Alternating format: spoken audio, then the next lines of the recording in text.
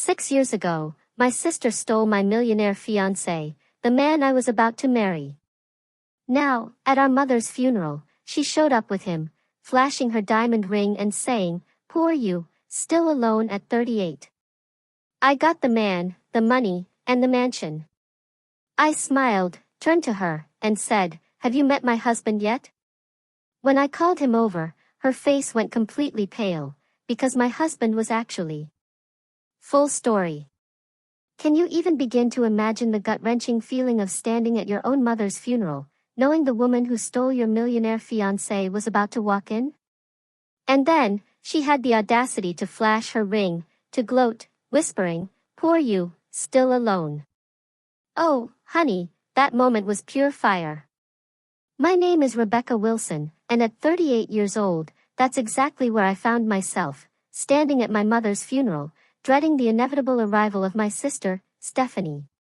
It had been 6 long years since she ripped Nathan, my millionaire fiancé, the man I was going to marry, right out of my life. 6 years since I'd seen either of them. But when they finally glided in, Stephanie's diamond ring practically blinding me with its sparkle, and that familiar smug smile plastered on her face, I felt this strange, unexpected calm. She had no idea what was waiting for her. She had no idea who I was waiting for. Before I tell you how my sister's face turned white as a ghost when she realized who I'd married, do me a favor and let me know where you're watching from in the comments. And if you're looking for stories about bouncing back from betrayal, hit that subscribe button to join my journey. My mom, Eleanor, she was truly the heart of our family. Growing up in our modest suburban home outside Boston, she was the one who taught me what strength and dignity really looked like. We had this incredible bond, something that just deepened as I got older.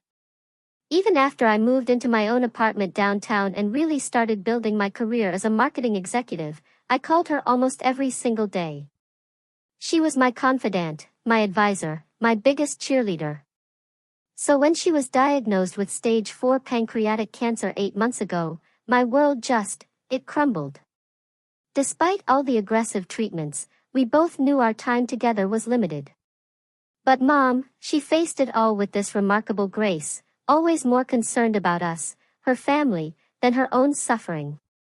Her final weeks were peaceful, surrounded by everyone she loved in the home where she'd raised us. She slipped away holding my hand, after making me promise to find peace in my own life. 6 years earlier, when I was 32, my life, on paper, looked perfect. I had the career, the friends, the cool apartment. But something was missing, you know? I was working 60-hour weeks, dating occasionally, but nothing serious ever stuck. And then, at a charity gala, my college friend Allison introduced me to Nathan Reynolds. Nathan was charismatic. Perfect teeth, this incredible confidence that just filled the room. He was a self-made tech millionaire, only 36, the kind of success story you'd read about in magazines. Our connection was instant. We shared a love for art, for travel, for having big, ambitious goals. After our very first date, at this exclusive restaurant overlooking the harbor, I called my mom and told her I'd met someone truly special. Our relationship took off like a rocket. Weekend trips to Martha's Vineyard, box seats at the symphony, intimate dinners became our whole routine. Nathan was so attentive, so generous. Always bringing thoughtful gifts, planning these elaborate dates. After 18 months, during a private dinner on a yacht in Boston Harbor, he proposed. A 5-carat diamond ring. I said yes without a second's hesitation. My parents were over the moon, especially Mom, who immediately started dreaming up the perfect wedding. Nathan had the resources to make any wedding dream come true, and Mom insisted we shouldn't hold back. Then there was my younger sister, Stephanie. She's only 2 years younger than me, and honestly, we had this complicated history. As kids, we were close, but there was always this constant, underlying competition. Stephanie always wanted what I had, toys, friends, attention. If I achieved something, she had to match it, or even exceed it.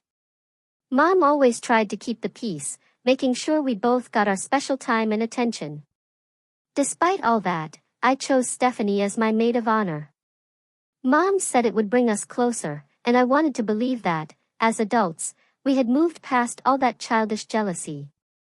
When I first introduced Stephanie to Nathan at a family dinner, she complimented him excessively. I noticed her touching his arm, laughing a little too hard at his jokes. But I just dismissed it. That's just Stephanie being her charming self, I thought. We held our engagement party at my parents' colonial-style home. Stephanie even helped Mom with the decorations, hanging fairy lights, arranging flowers. But throughout the evening, I kept catching Stephanie watching Nathan across the room. The moment our eyes met, though, she'd quickly flash a smile and raise her glass to me.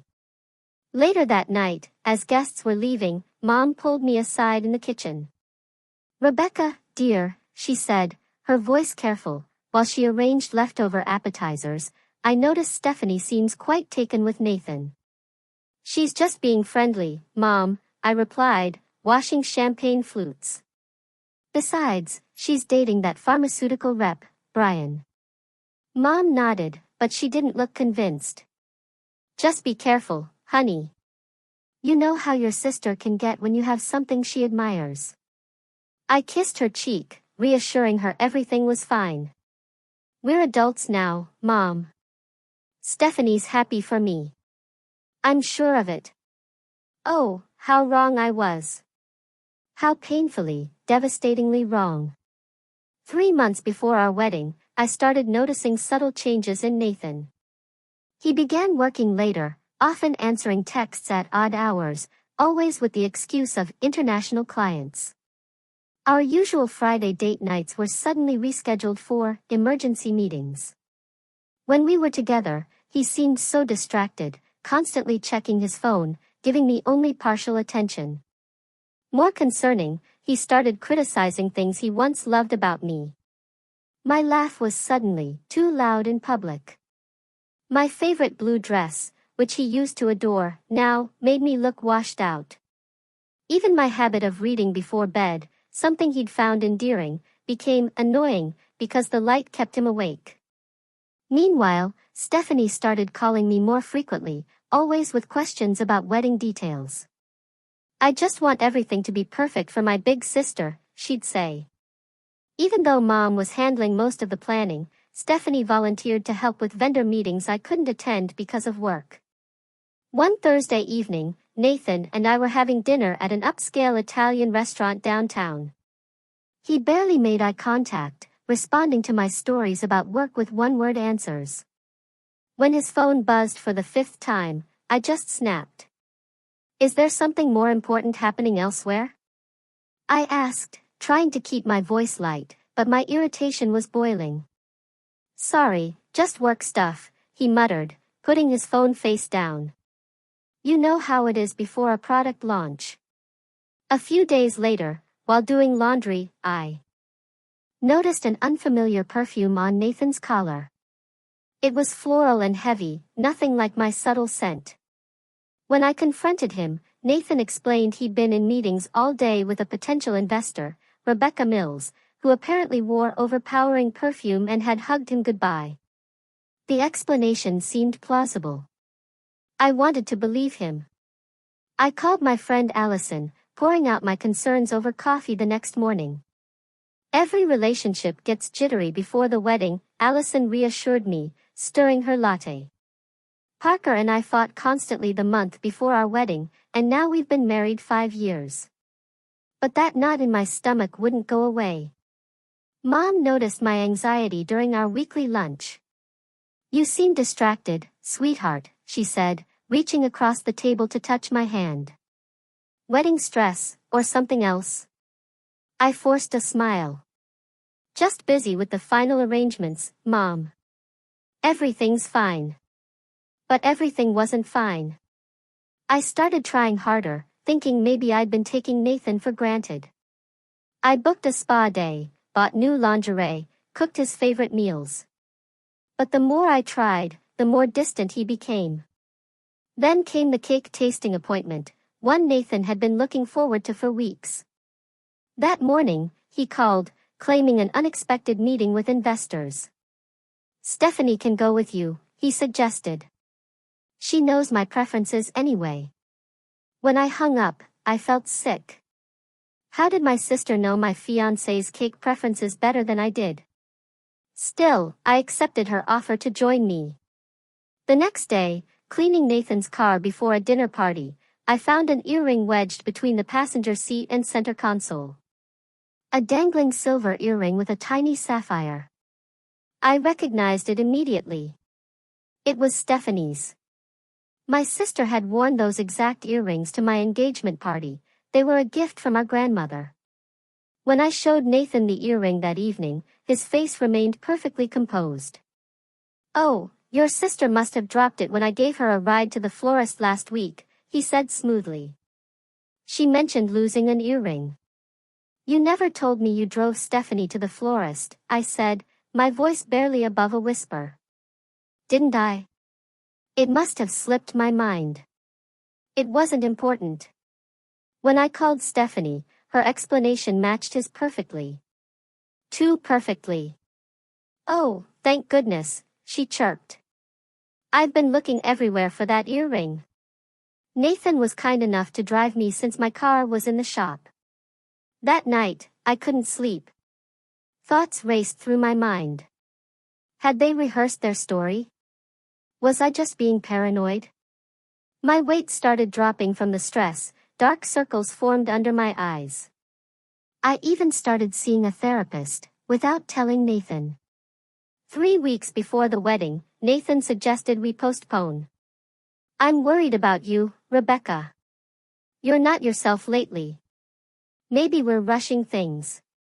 I broke down, begging him to tell me what was wrong, what I'd done, how I could fix it. He held me, assuring me everything was fine, but his eyes, they were just vacant. That night, I woke at 3 in the morning to find Nathan's side of the bed empty. From the hallway, I heard his hushed voice from the guest bedroom, "Not now. She'll hear us." I know. "Soon, I promise."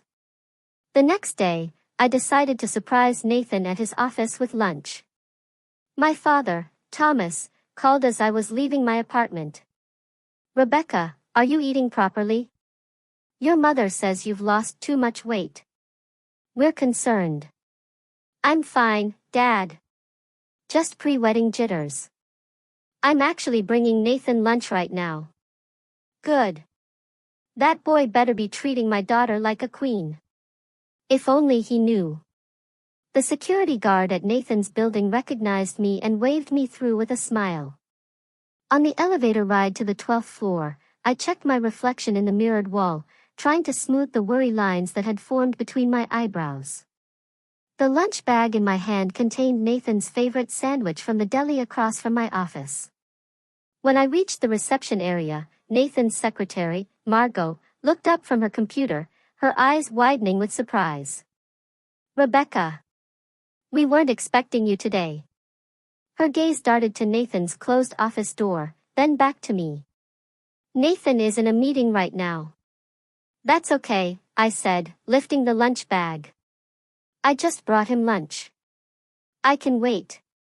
Margot stood quickly, practically blocking my path. "Actually, he specifically asked not to be disturbed. Perhaps I could let him know you're here." Something in her nervous manner just screamed suspicion to me. "Is he alone in there, Margot?" Her hesitation told me everything I needed to know. Before she could respond, I walked past her and pushed open Nathan's office door. The scene burned itself into my memory forever. Nathan leaning against his desk, his hands on my sister's waist, her arms wrapped around his neck, their lips locked in a passionate kiss. Neither of them noticed me at first, giving me several excruciating seconds to absorb every single detail. Stephanie's skirt pushed up, Nathan's tie loosened, the familiarity in their embrace that spoke of countless similar moments. When the door clicked shut behind me, they sprang apart. 3 faces frozen in a tableau of shock. "Rebecca." Nathan recovered first, straightening his tie. This isn't what it looks like. Stephanie didn't even try such a transparent lie. Instead, she lifted her chin defiantly. We didn't plan this. It just happened. The calm that washed over me was surprising. How long? I asked. Nathan glanced at Stephanie, then back at me. Rebecca, let's discuss this privately. How long? My voice remained steady, chillingly so. 4 months, Stephanie answered. Since the engagement party. 4 months. Nearly half our engagement. While I'd been selecting wedding invitations and choosing floral arrangements, they had been betraying me. Nathan moved behind his desk, physically distancing himself, as if preparing for a business negotiation. I didn't mean for this to happen, Rebecca. Sometimes feelings change. I was going to tell you after. After what? After the wedding? After our honeymoon? I was trying to find the right time. His voice had that practiced smoothness he used for difficult client meetings. The lunch bag dropped from my hand. A dull thud. I trusted you. Both of you. Stephanie at least had the decency to look uncomfortable. It just happened, Becca. We tried to fight it. Don't call me Becca. The childhood nickname felt like another violation. Nothing just happens for 4 months. You made choices.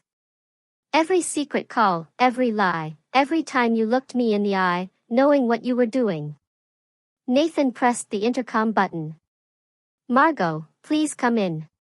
Moments later, Margot appeared, pointedly avoiding my gaze. Please escort Rebecca out. She's upset. I'm escorting myself out, I said, my dignity somehow intact despite feeling utterly shattered inside. You deserve each other. In the elevator, the tears finally came. Hot, stinging tears. By the time I reached my car, I was struggling to breathe between sobs. The drive home remains a blur in my memory. I only remember calling my mother from my apartment, curled on the bathroom floor, unable to form coherent sentences through my crying. Mom and Dad arrived within the hour, using their emergency key when I couldn't bring myself to open the door. Mom just held me while I told them everything. Dad paced the living room, his face growing redder with each detail. I'll kill him, he muttered, hand over his heart.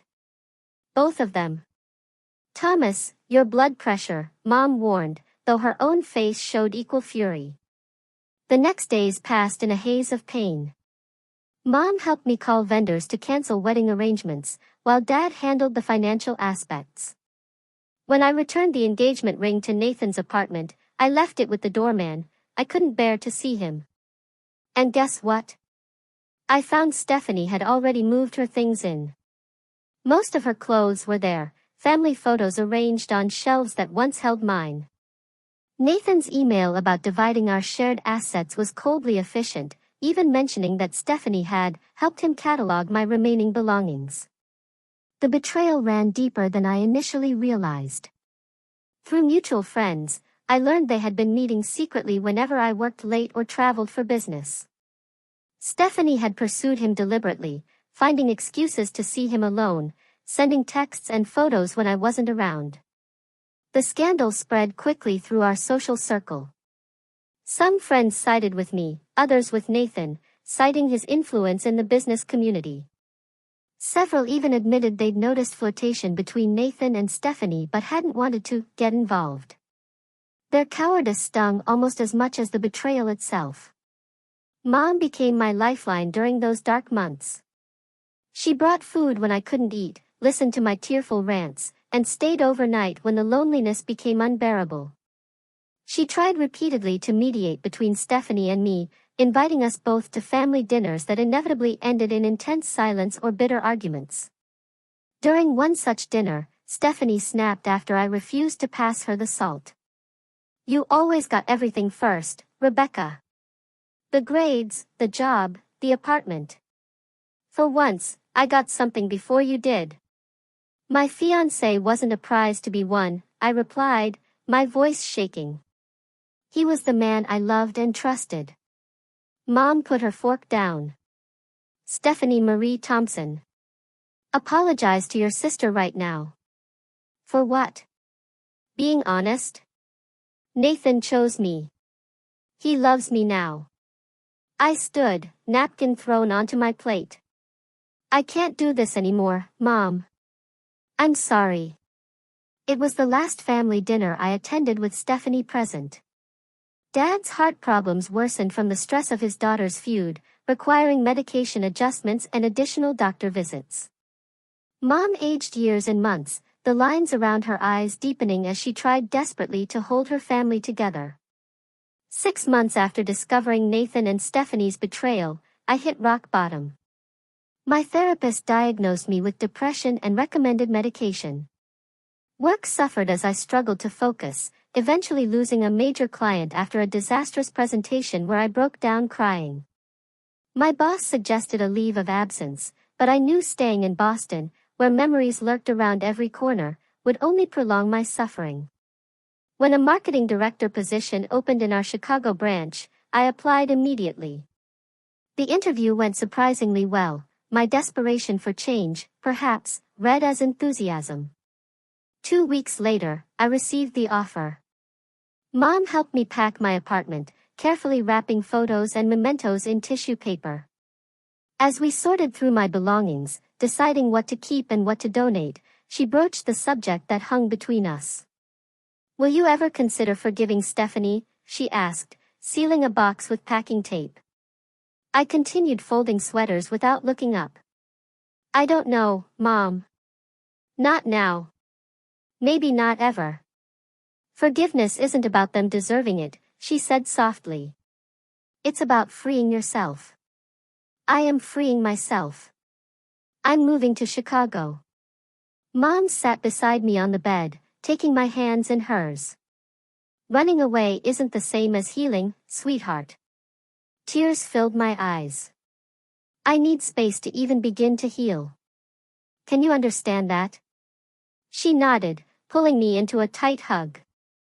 Promise you'll call. Promise you won't shut us out completely. I promised. Saying goodbye to my parents was harder than I anticipated. Dad held me longer than usual, his voice gruff with emotion. You show them, kiddo. Build a life so good they'll choke on their regret. My first weeks in Chicago were lonely and doubt-filled. My studio apartment felt sterile and unfamiliar. I worked long hours to avoid going home to empty rooms, eating takeout at my desk, and falling into bed exhausted each night. Then came the news that twisted the knife deeper. Mom called one Sunday morning, her voice cautious. Rebecca, I feel you should hear this from me rather than social media. Stephanie and Nathan got married yesterday. The small civil ceremony had even been featured in Boston Magazine's society pages. Nathan's business connections ensured coverage despite the modest scale. The accompanying photo showed them beaming outside the courthouse, Stephanie wearing a simple white dress, my former engagement ring prominently displayed on her finger. That night was my lowest point. I drank an entire bottle of wine alone, scrolled through old photos of Nathan and me, and cried until my eyes swelled shut. I called in sick to work the next day, utterly unable to face the world. But something shifted during those dark hours alone. As morning light filtered through my blinds, I made a decision. This would be the last day I gave them power over my happiness. I deleted all photos of Nathan from my phone, blocked both him and Stephanie on social media, and took a long shower, imagining my pain washing away down the drain. At work, I threw myself into projects with renewed focus. My boss noticed the change, assigning me to more significant clients. I developed a reputation for creativity and dedication, earning respect in my new office. My first real Chicago friend was Madison Reynolds, our HR director, who invited me to join her book club. Through her, I met other women, slowly building a social circle. Madison frequently tried to set me up on dates, but I declined each offer. The thought of romantic vulnerability was still terrifying. 4 months into my Chicago life, I was sent to a technology conference in San Francisco to represent our company. On the second evening, I attended a business dinner with potential clients, seated next to Zachary Foster, a tech investor and entrepreneur who had recently relocated from Seattle. Zachary was different from Nathan in every way. Where Nathan had been flashy and charming, Zachary was understated and genuine. His quiet confidence and thoughtful questions drew people in without demanding attention. When he spoke about his work, his passion was evident, but never boastful. He asked for my card after dinner, and I gave it without expectation. To my surprise, he emailed the next morning, asking if I'd like to continue our conversation about digital marketing trends over coffee before the day's sessions. Over the next 3 months, Zachary and I maintained professional contact. He referred clients to my agency, and I introduced him to my Chicago business connections. Madison noticed our frequent work lunches and raised an eyebrow. He likes you, Rebecca. And not just professionally. We're just colleagues, I insisted. Colleagues don't look at each other the way he looks at you. Eventually, Zachary asked me to dinner at a restaurant unrelated to work. I panicked, almost canceling twice before forcing myself to go. 20 minutes into the date, discussing our favorite books, I had a full-blown panic attack. My hands shook, breathing became difficult, and tears welled in my eyes. Instead of being embarrassed or annoyed, Zachary moved to sit beside me, speaking calmly until my breathing normalized. He drove me home without pressure or questions. The next day, flowers arrived at my office with a note, "No pressure, no expectations.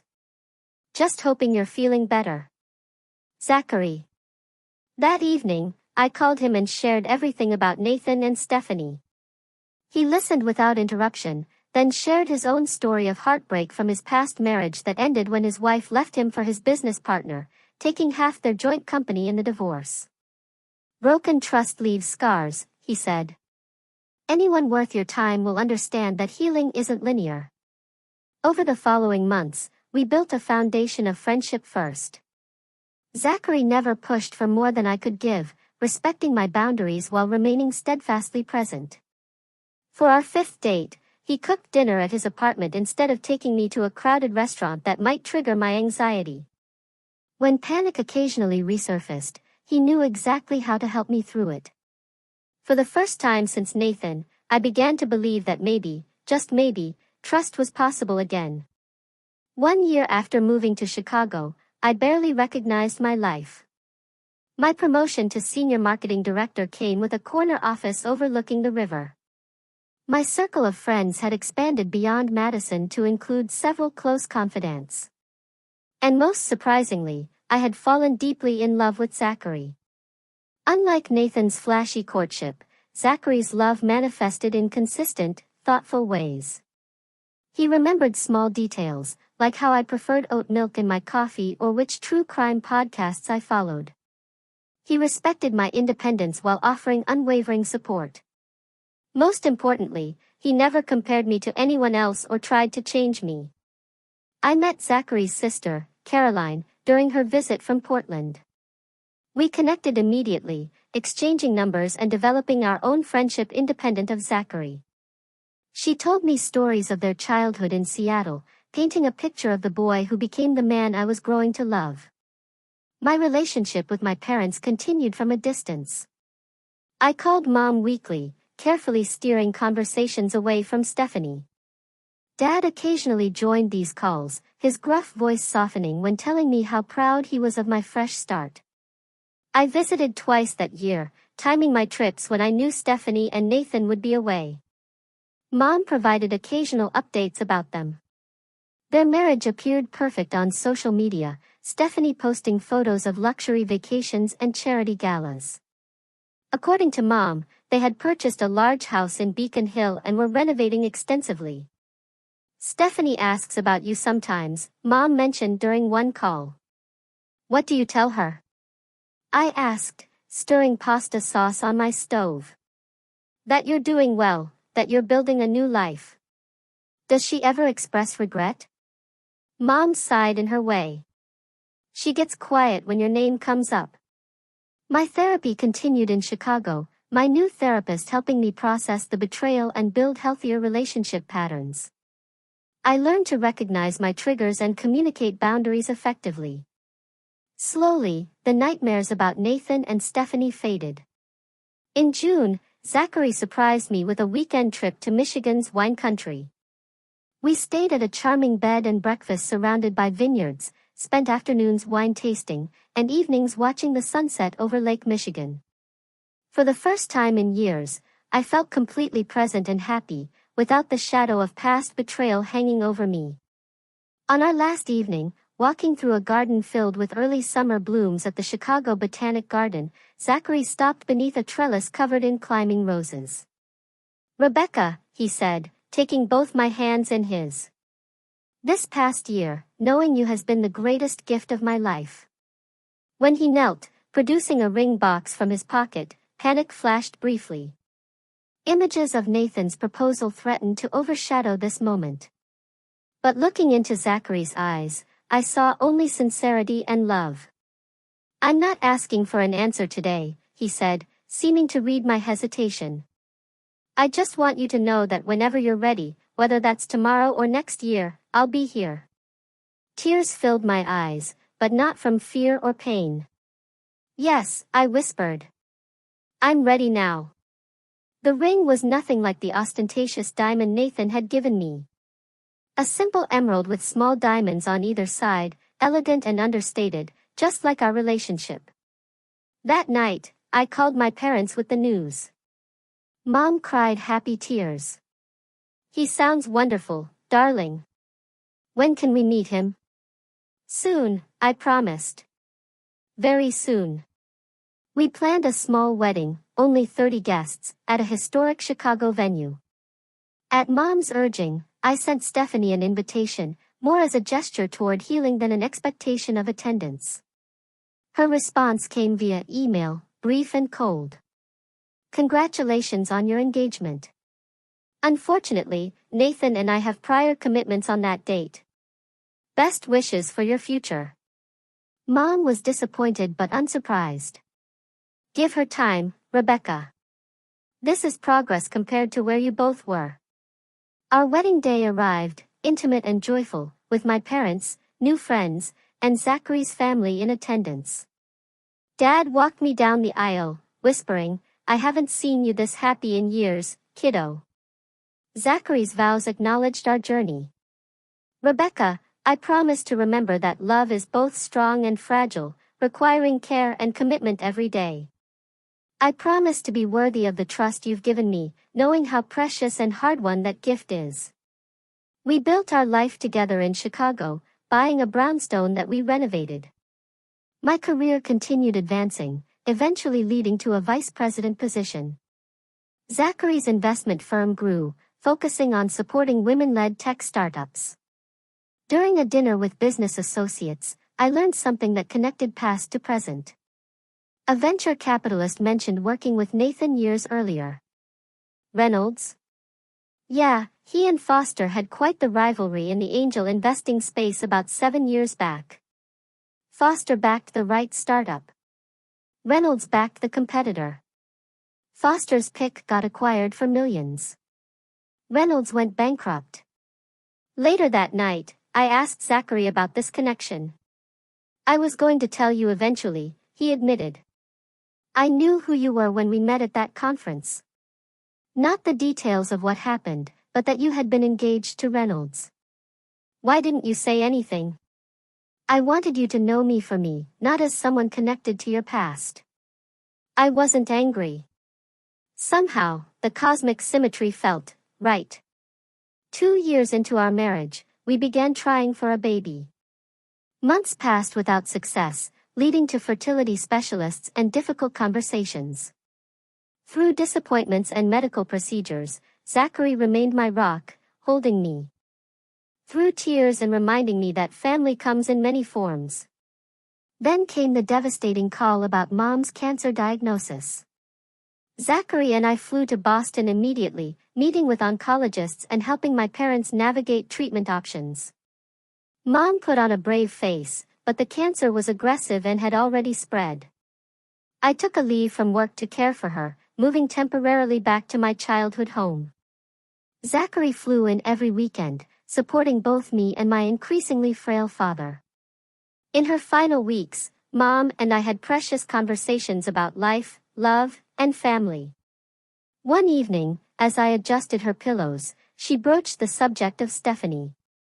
"I wish you girls could find peace with each other," she said, her voice weak but determined. "Life is too short for such distance between sisters." "I know, Mom," I replied, swallowing back tears.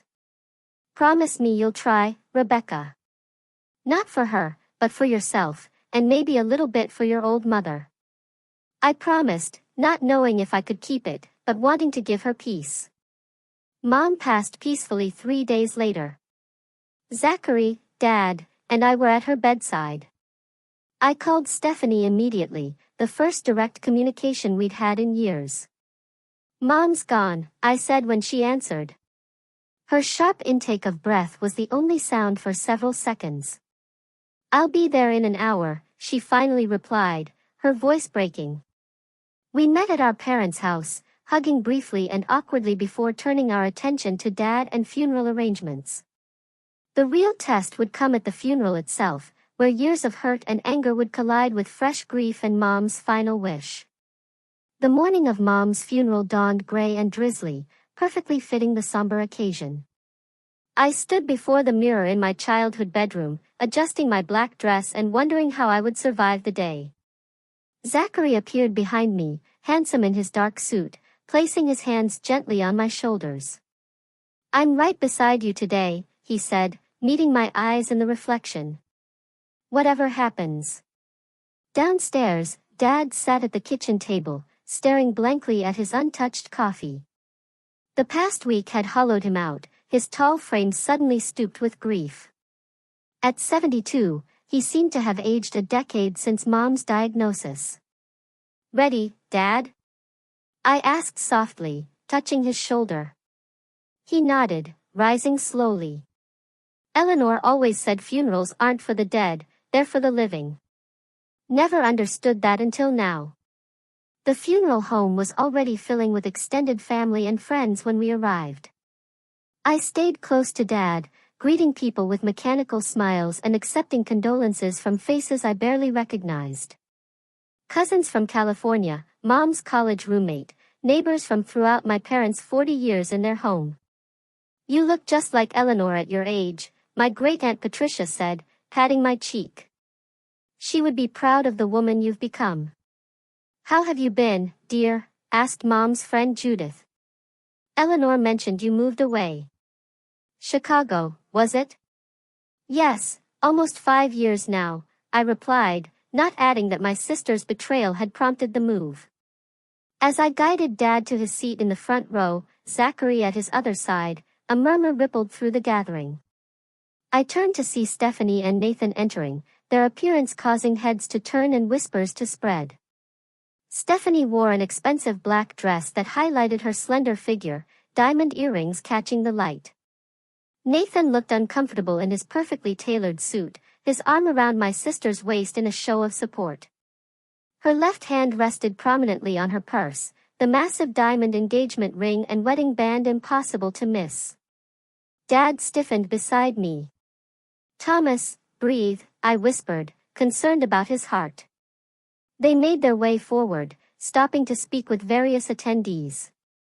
I kept my eyes front, focusing on the large photo of Mom displayed beside her closed casket, her warm smile easing some of my anxiety. Eventually, they reached the front. Stephanie embraced Dad, who returned the hug stiffly. Nathan shook his hand, receiving only a curt nod in response. "Rebecca," Stephanie said, turning to me with an expression I couldn't quite read. "It's been a long time." "Yes," I replied simply, not trusting myself with more words. Nathan nodded awkwardly. "Sorry for your loss." Zachary had stepped away to speak with the funeral director, leaving me momentarily alone with them. Stephanie seized the opportunity. "I need to speak with you privately," she said, gesturing toward a side room. Against my better judgment, I followed her, wanting to avoid a scene at Mom's funeral. The small room contained only a few chairs and a box of tissues, clearly designated for mourners needing private moments. Stephanie closed the door behind us. Up close, I noticed fine lines around her eyes that her expensive makeup couldn't quite conceal. "You look thin," she remarked, her gaze assessing me critically. "Grief does that," I replied flatly. She fiddled with her ring, twisting it around her finger. "Nathan and I bought a summer house on Cape Cod last month. 8 bedrooms, private beach access." I remained silent, wondering why she felt compelled to share this information. "We're considering starting a family soon," she continued. "Nathan's company just acquired 2 startups, and we're renovating the 3rd floor for a nursery." "Congratulations," I said, my voice devoid of emotion. "Is there something specific you wanted to discuss about the funeral arrangements?" Her smile turned sharp. "I just thought you might want to know how well we're doing." "Poor you, still alone at 38. I got the man, the money, and the mansion." The familiar pain flared briefly, then subsided. 6 years ago, her words would have devastated me. Today, they seemed pathetic and desperate. I smiled genuinely. "Have you met my husband yet?" Her expression faltered. "Husband?" "Zachary." I called, opening the door to find him waiting nearby. "Come meet my sister." As Zachary entered the room, Nathan appeared behind him, clearly having been watching our interaction. When the men made eye contact, Nathan's face drained of color. "Foster," he said, his confident demeanor cracking. "Reynolds." Zachary's tone remained professional but cool. "It's been what, 7 years? Not since Macintosh acquired Initech instead of your client CompuServe, right?" Nathan swallowed visibly. "You two are married?" "2 wonderful years now," I confirmed, slipping my hand into Zachary's. "Zachary Foster," Stephanie repeated slowly. "As in Foster Investments?" "The same," Zachary replied. "Rebecca and I met at a tech conference in San Francisco." Nathan attempted to recover his composure. "Foster, we should catch up sometime. I've been meaning to reach out about potential collaborations."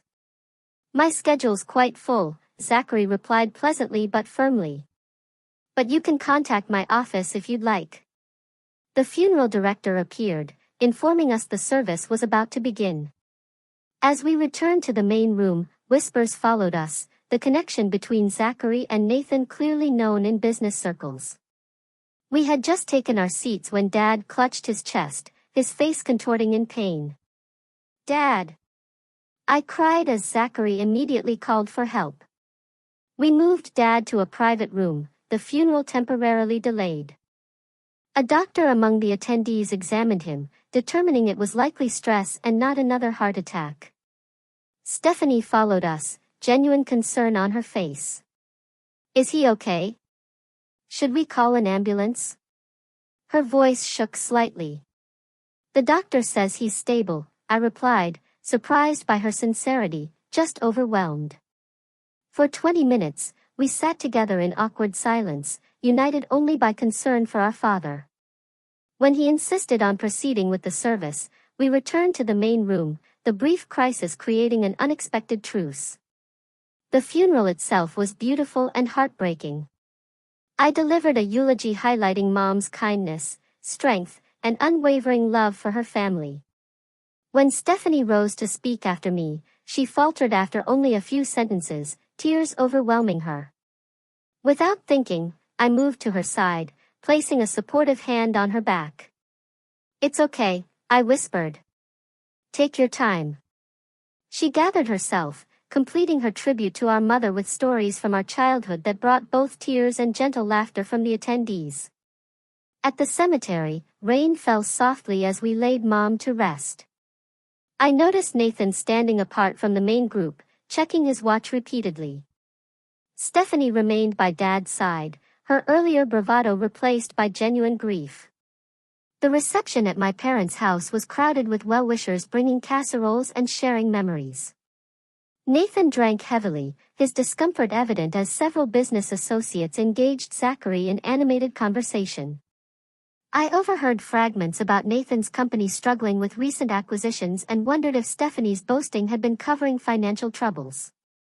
Throughout the day, I maintained the dignity Mom would have expected, focusing on supporting Dad and honoring her memory rather than dwelling on old wounds.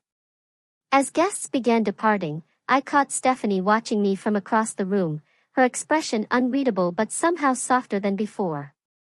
The day after the funeral, Zachary needed to return to Chicago for an important board meeting. "Are you sure you'll be okay if I go?" he asked, packing his overnight bag. "I can reschedule." "Dad needs help sorting through Mom's things," I explained. "I should stay a few more days." "I'll be fine." After seeing Zachary off at the airport, I returned to my parents' house to find Dad sitting in Mom's garden, a photo album open on his lap. "She labeled everything," he said, showing me Mom's neat handwriting beneath each photo. "Said, someday we'd appreciate knowing who was who." That afternoon, I began the painful task of sorting through Mom's closet.